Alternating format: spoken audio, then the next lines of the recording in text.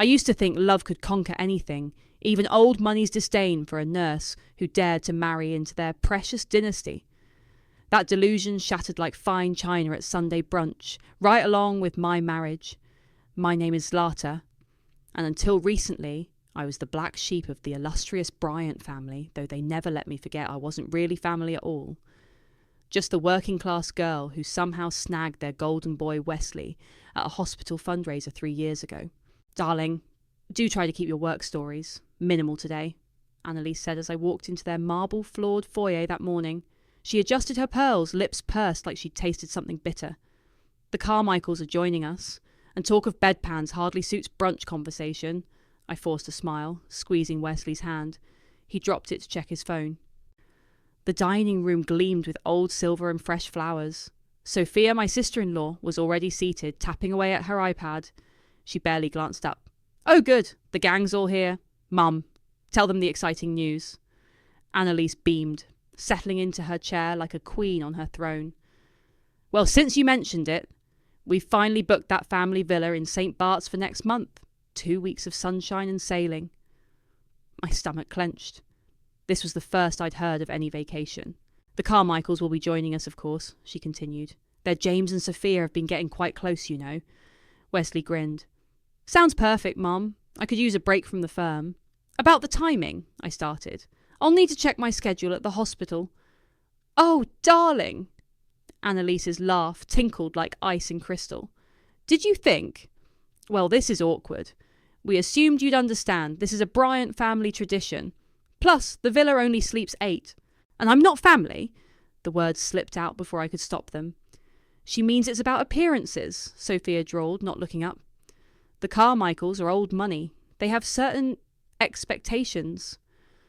"What my sister means," Wesley cut in, "is that maybe this isn't the best fit for you, honey. You'd probably be bored with all the social obligations anyway." I stared at him, heat rising in my cheeks. "And you're okay with this?" "Don't make a scene," he muttered. "We can do something else later, just us." "Actually," Annalise interjected, "while we're away, you could make yourself useful. The attic desperately needs organising, all those family heirlooms just gathering dust. Perfect project for someone with your practical skills." The Carmichaels chose that moment to arrive, trailing expensive perfume and air kisses. I sat through brunch in a daze, watching my husband laugh at their jokes, watching Sophia flutter her eyelashes at James, watching Annalise orchestrate her perfect social performance. Not once did Wesley defend me. Not once did he even meet my eyes. After the Carmichaels left, I confronted him in the kitchen. 3 years, Wesley. 3 years of swallowing their snubs, making excuses for their behaviour, and you still won't stand up for me. "You're being dramatic," he sighed. "Mum's right. You wouldn't enjoy it, and honestly, your background, it does make things complicated sometimes." "My background of saving lives? Of working for a living instead of living off old money? This is exactly why you can't come." He ran a hand through his hair. "You always turn everything into a class warfare thing. Just know your place, okay?" I stepped back like he'd slapped me. "My place?" "You know what I mean." "Yeah," I whispered. "I finally do." I watched from the window as they all piled into their luxury cars, headed home to pack for their exclusive getaway. Sophia's Ferrari, Wesley's Audi, Annalise and Gavin's Bentley, a parade of wealth and privilege, leaving the help behind. My hands clenched into fists. They thought they knew my place. They thought they could write me off as some working-class charity case who should be grateful for their scraps of tolerance. I smiled then, a cold, sharp thing that would have shocked them all, because they had no idea who they'd just pushed too far, no idea at all. The Bryant Mansion's attic was a tomb of forgotten wealth. Dusty trunks overflowed with silk dresses, tarnished silver gleamed dully in boxes, and everywhere the suffocating smell of mothballs and old money. "Make yourself useful," I muttered, mimicking Annalise's voice as I sorted through another box. My phone buzzed. Another Instagram post from Sophia. "Bryant family vacation, living our best life." I clicked it off with more force than necessary and grabbed the next trunk. Inside, dozens of leather-bound albums chronicled generations of Bryant superiority. I flipped through one, pausing at a formal portrait from the 1940s. Margaret Blackwood, read the elegant script beneath. The woman's eyes were kind, her smile genuine, so different from the smug expressions that dominated later photos. I remembered seeing her portrait downstairs, though Annalise never mentioned her. The trunk's bottom felt wrong when I pressed it, hollow. I ran my fingers along the edges until I found a slight gap, then pried up the false bottom. "Hello, what's this?" I whispered, pulling out a stack of yellowed letters tied with faded ribbon. The paper was fragile, threatening to crumble at my touch. My phone rang. Kayla. "How's slave labour in the ivory tower?" she asked. "Actually, I just found something weird. Hold on, let me put you on speaker." I carefully opened the first letter.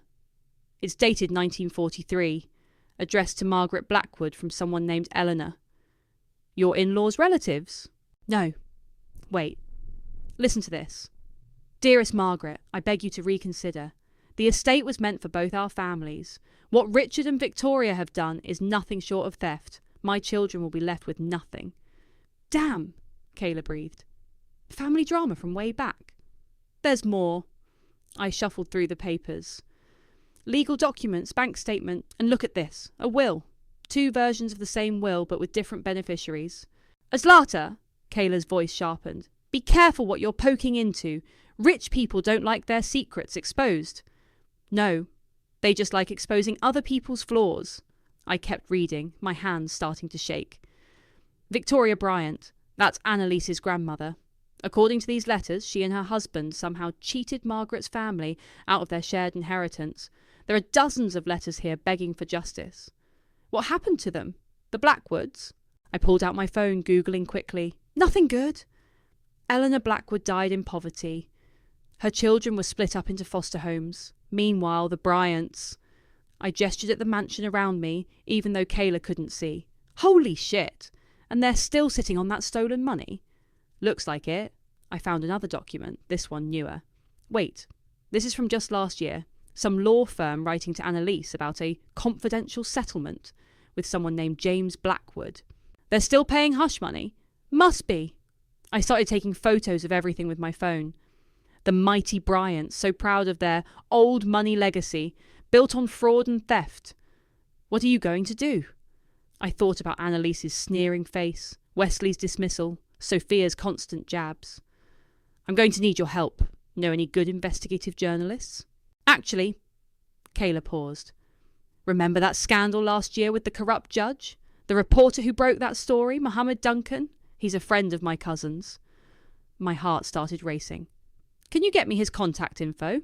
"Zlata, are you sure? This could get ugly." I looked at Margaret's portrait again, at her kind eyes now seeming to watch me with approval. They want me to know my place? Fine. My place is going to be the person who finally brings them to justice. I'll text you his email. Just be smart about this. After hanging up, I carefully repacked everything exactly as I'd found it.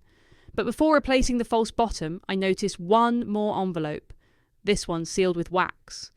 Inside was a single sheet of paper, a confession, signed by Victoria Bryant herself, admitting to destroying the original will. My hands trembled as I photographed it. The smoking gun, hidden away for decades, just waiting for someone the family deemed low enough to sort through their precious attic. I created a new email account from my phone and started composing a message to Mohammed Duncan. "Dear Mr. Duncan," I typed, "I have a story about one of Boston's most prominent families that I think you'll find very interesting. You understand what you're sitting on here?" Mohammed's voice crackled through my burner phone at 2 a.m. "This isn't just some old family scandal. We're talking about active fraud, ongoing cover-ups." I sat cross-legged on my bedroom floor, surrounded by printouts and sticky notes. Wesley's side of the bed remained empty, another late night at the firm. "I've been digging deeper," I said. "Remember that settlement letter I mentioned?" I traced the payments. They're still flowing through a series of shell companies, all leading back to Annalise. Smart girl, send me what you found. My laptop glowed with dozens of tabs. Property records, tax documents, social media trails. 3 sleepless nights of research had revealed an empire built on quicksand. "There's more," I continued. "That portrait I told you about? Margaret Blackwood didn't just co-own the original estate. She was the primary heir. Victoria Bryant was her cousin's wife. barely connected to the fortune at all until the accident. Accident? Margaret's death was ruled a suicide, but I found her daughter Eleanor's diary in the attic. The night before Margaret died, Victoria visited her. Eleanor wrote that she heard arguing, something about papers being signed. Mohammed whistled low. And the next generation of Blackwoods? Scattered. Except for James, the one getting hush money. He's living in a nursing home outside the city. I tracked him down through the payment records. Have you visited him? I hesitated. Not yet. I'm not sure. Do it, Mohammed cut in. But carefully. Record everything. We need his testimony to make this stick. My phone buzzed with a text. Wesley. Missing you. The villa's amazing. Wish you could appreciate places like this. I ignored it, my jaw clenching. Mohammed, there's something else. I found recent transfers. Huge sums going into a trust in Sophia's name. But the paperwork's weird. Like they're hiding the money, preparing for something. They might suspect someone's closing in. Rich folks have instincts for protecting their wealth.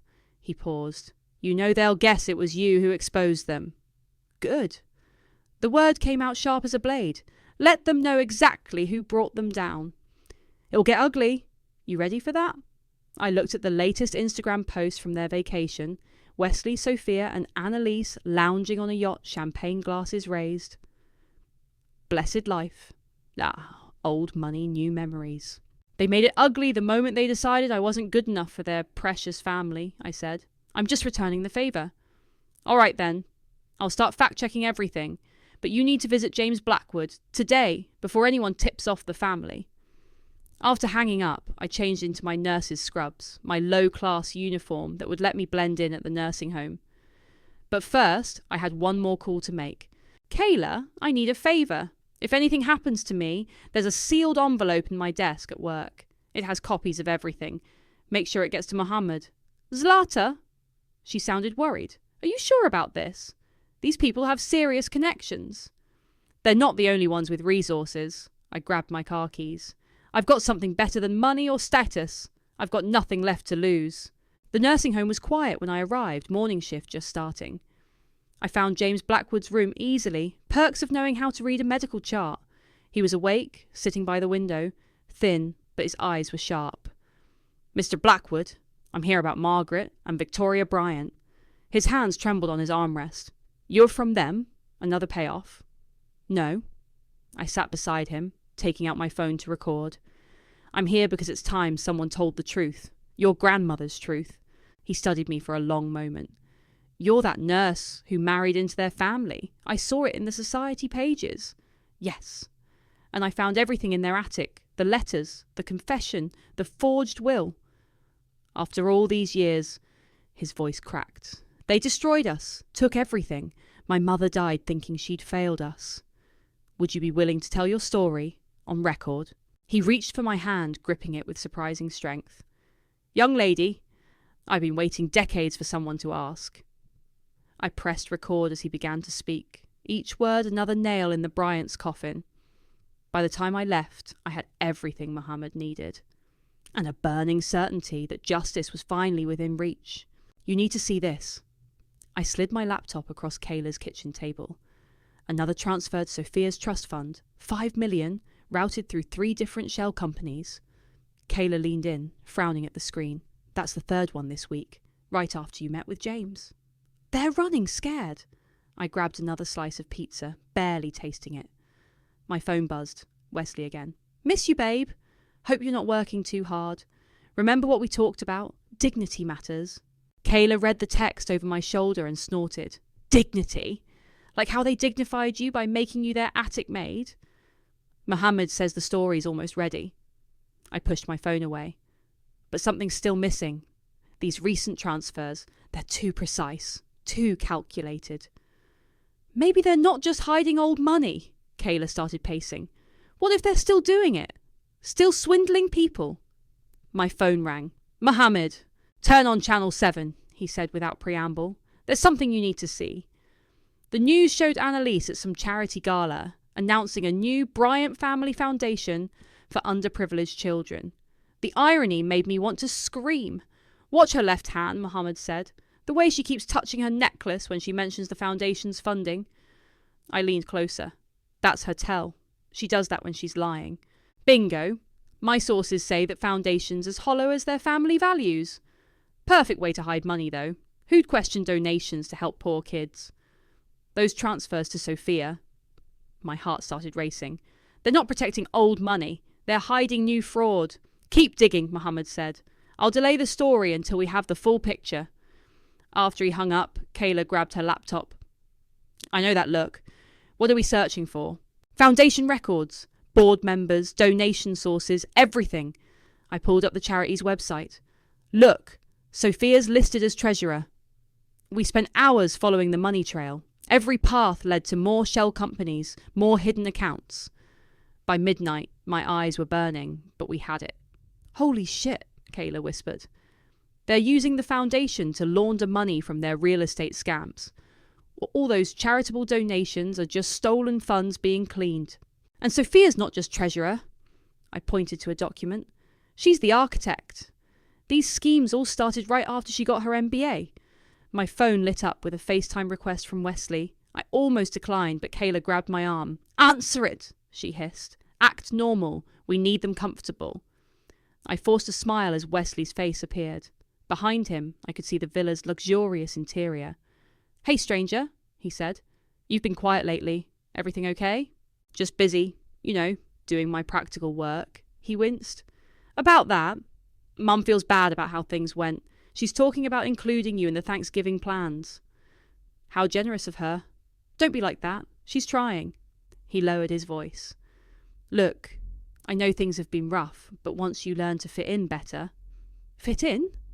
I kept my tone sweet. Like Sophia. She seems to fit in perfectly with all her charitable work.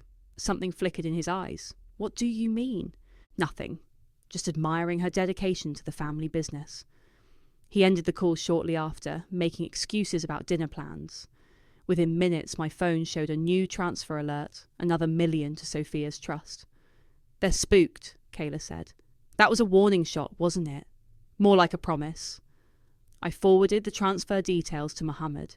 They think they're so clever, hiding behind their reputation and their fake charity. What if they destroy the evidence before the story breaks? I pulled out my phone, scrolling to a new number. That's why I'm calling Easton Roberts, best civil fraud attorney in the state. Mohammed recommended him. You're really doing this? Kayla said softly. No turning back. I thought about Wesley's condescension, Sophia's smirk, Annalise's casual cruelty. About James Blackwood, sitting alone with decades of buried truth. They chose this path, I said, dialing Easton's number.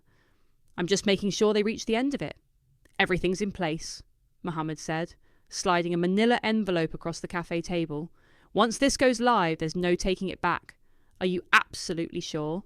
I opened the envelope, scanning the draft article.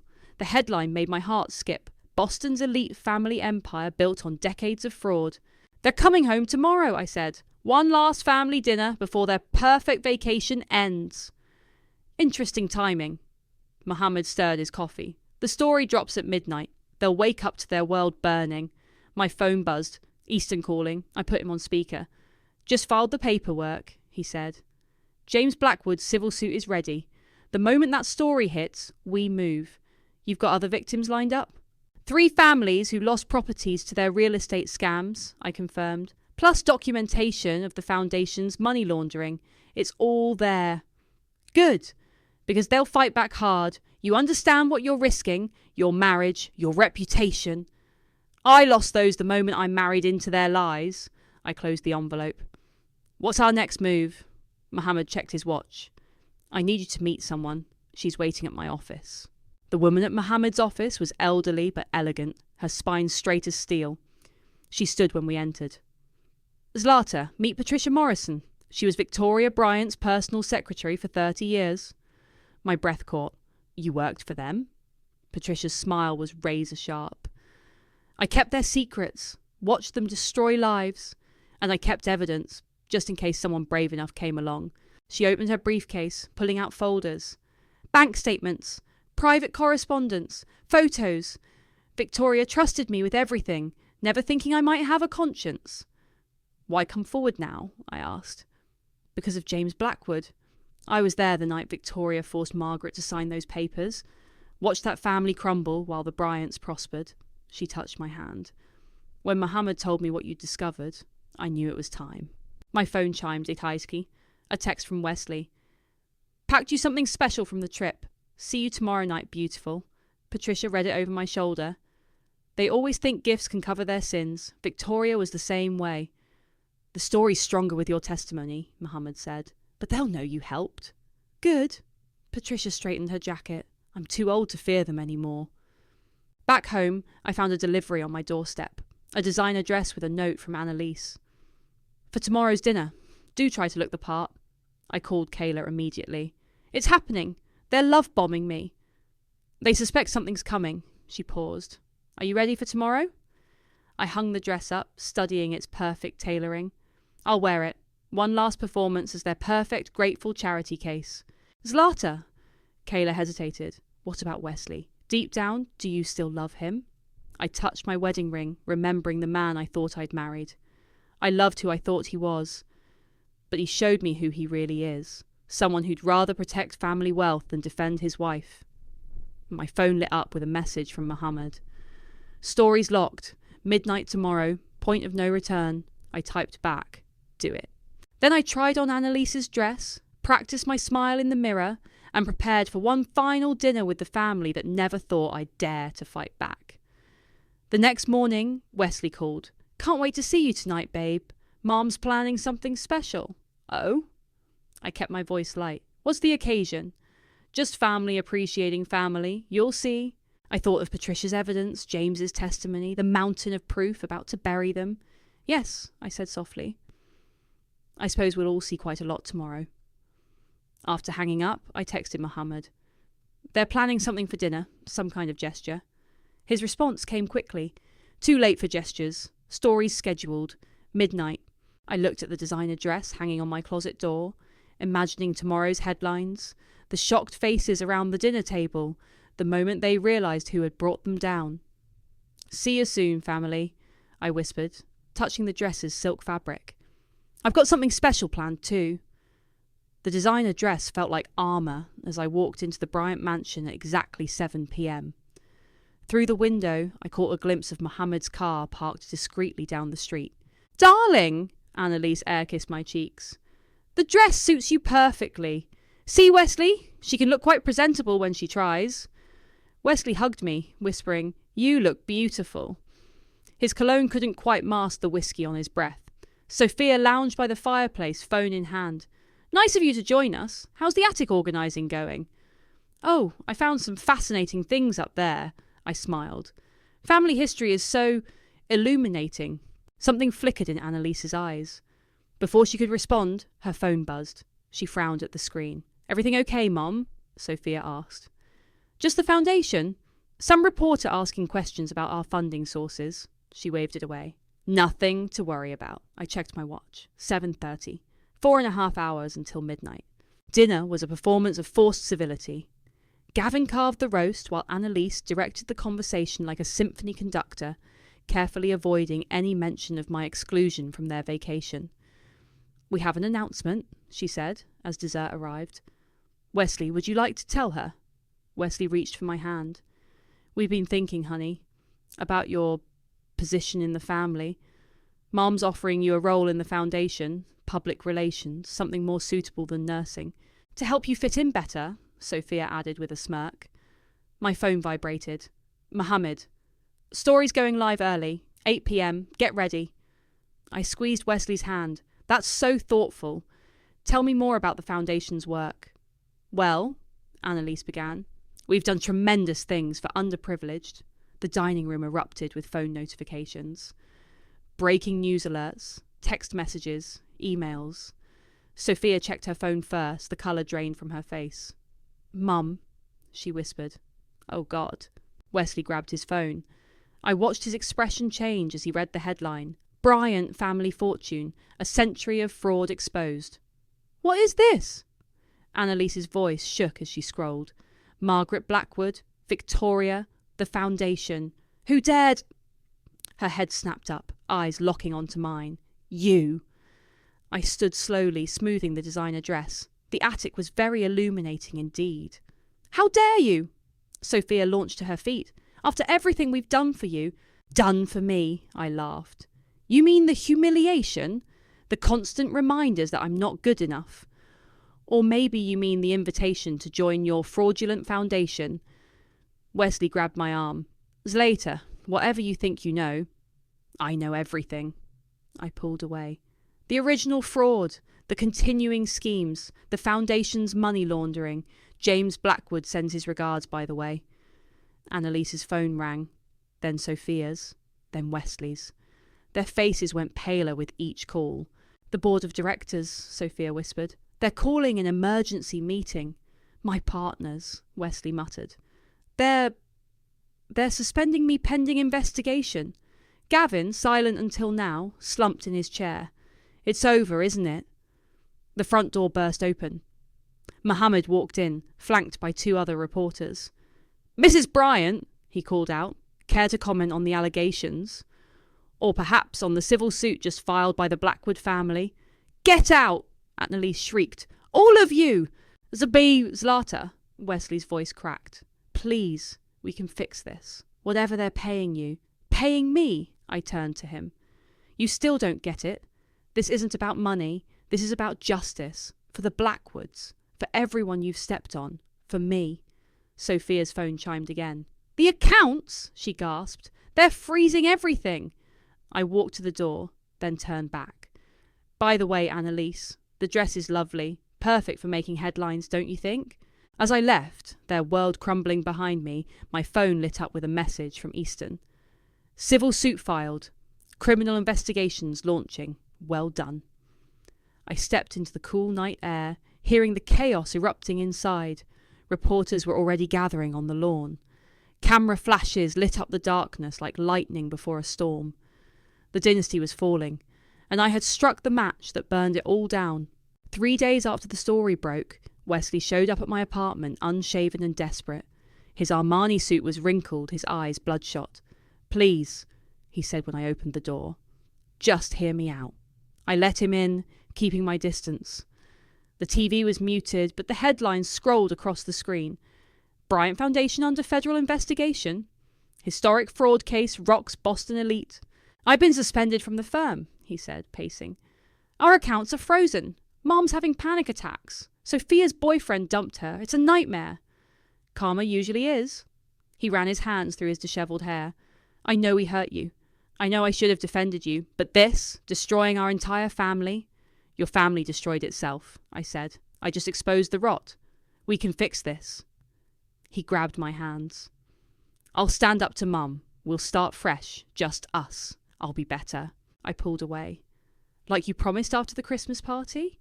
When your mother called me a gold digger and you said nothing?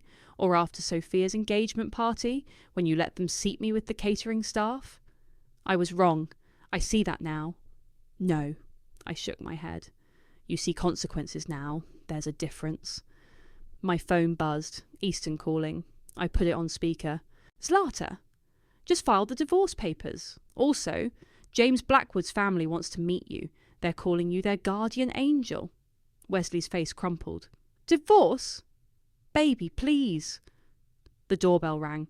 Kayla walked in, stopping short when she saw Wesley. "Everything okay?" she asked me, eyes narrowed. Wesley was just leaving. "Don't do this," he begged. "I love you." "No, you loved having a wife who'd tolerate abuse to keep the peace. Who'd smile while your family treated her like dirt. That woman's gone." He reached for me again, but Kayla stepped between us. She said leave. "This isn't over," he said, backing toward the door. "Mom's lawyers. Can't touch me," I finished. Everything I exposed was true. Patricia Morrison's testimony confirmed it all. You have no power here anymore. After he left, Kayla hugged me. "You okay?" Before I could answer, my phone rang. Annalise. "Interesting," I said, answering. "I thought you'd send lawyers, not Wesley." "You vindictive little snake." Her voice trembled with rage. "Do you have any idea what you've done?" "Listed chronologically or alphabetically. Our reputation is ruined. Decades of social standing. Built on theft and fraud," I cut in. "How's the foundation damage control going?" I made you, she hissed. I tried to elevate you from your common roots. No, you tried to break me. Big difference. I caught my reflection in the window, straight-backed and strong. But here's what you never understood, Annalise. I didn't need elevation. I needed justice. I'll destroy you. You can't. But I did destroy your carefully constructed lies. How does it feel, being exposed as the fraud you are? She hung up. Moments later, my phone lit up with a text from Mohammed. They're calling an emergency press conference. Want to watch them squirm?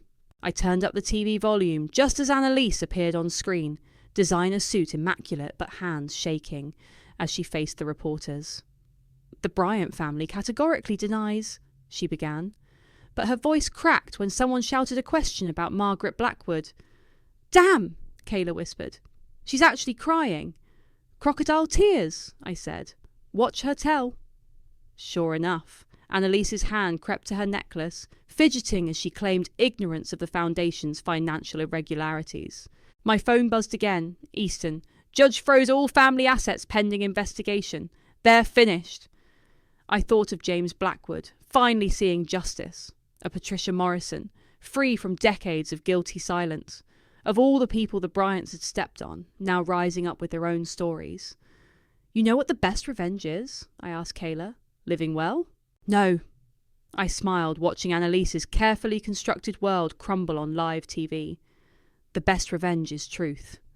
They never saw it coming, because they never thought I was smart enough, brave enough, or worthy enough to fight back. And now? Now they know exactly who I am, and they'll never forget it. I want to thank everyone for coming tonight, I said, looking around the community centre meeting room. 24 faces looked back, some tearful, some determined, all carrying their own stories of abuse and survival. When I started these support meetings for survivors of family abuse and financial exploitation, I never expected such response, I continued. Each of you is braver than you know. Peyton, my co-worker from the hospital, squeezed my hand. She'd been the first to join after escaping her own toxic marriage. My phone buzzed. A news alert. Bryant Family Estate auction concludes. Historic mansion sold to charitable trust. Speaking of karma, Kayla whispered, showing me her phone. Look who's moving into her daughter's studio apartment. The photo showed Annalise, designer bags replaced by grocery store plastic, slipping into Sophia's building through the service entrance. The mighty fall hard, I murmured, but felt no joy in it, just quiet satisfaction that justice had finally been served. James Blackwood raised his hand from his wheelchair in the front row. Tell them what you did with the settlement monies, Lata. I smiled. The Blackwood Educational Trust is now fully funded. Full scholarships for students from families affected by financial fraud and exploitation. Because education is power, and power means never having to accept abuse to survive. The door opened, and Mohammed slipped in, notebook in hand. He'd become a regular at these meetings, documenting stories of survival and redemption. Don't forget the legal aid fund, he added. 3 cases won already. 4, Easton corrected, walking in. Just got the call. The Richardson family's getting their property back. Patricia Morrison stood up slowly. Victoria would be spinning in her grave, knowing her blood money's being used to help her victims. Good, said James. Let her spin. My phone buzzed again, Wesley calling for the 100th time. I declined it, just as I had declined his tearful apologies, his promises of change, his offers of reconciliation. You know what I learned? I addressed the room. When someone shows you who they are, believe them. But more importantly, when someone tells you you're nothing, prove them wrong. Kayla nudged me. Tell them your big news. I took a deep breath. I've been accepted to law school. Starting next fall, I'll be studying family law and financial fraud protection. The room erupted in applause. Peyton hugged me, whispering, From nurse to lawyer, talk about a plot twist. Life's full of them, I said. Sometimes you have to write your own ending. Mohammed raised his hand. Any comment on the rumours that Sophia's cooperating with federal investigators? She made her choice, I said, just like I made mine. After the meeting, I walked home through the cool evening air. My apartment wasn't in a luxury high-rise, but it was mine, bought with my own money, filled with my own choices. A familiar Bentley idled at the curb. Gavin stepped out, looking older and smaller without his mansion and status. Zlata, he said quietly. Got a minute? I waited, arms crossed. I signed the divorce papers, he said. Wesley, he's not handling it well. None of us are. But I wanted to say you were right. About everything. Thank you, I said simply. The foundation money, the fraud. I knew, and I did nothing. That makes me as guilty as they are. Yes, it does? He nodded slowly. I'm testifying next week. About all of it. Too late to save my soul, probably, but maybe it helps make things right. It's never too late to choose truth over lies, I said. After he drove away, I climbed the stairs to my apartment. On my desk sat law school acceptance letters, case files from Easton's firm, and a framed photo of my support group. The designer dress Annalise gave me still hung in my closet, a reminder not of their attempted ownership, but of my liberation. Sometimes the best revenge isn't just exposing truth or achieving justice. Sometimes the best revenge is becoming exactly who you were meant to be, despite everyone who tried to write your story for you. I opened my laptop and began typing. To anyone who's been told they're nothing, you're not. And here's how I learned that.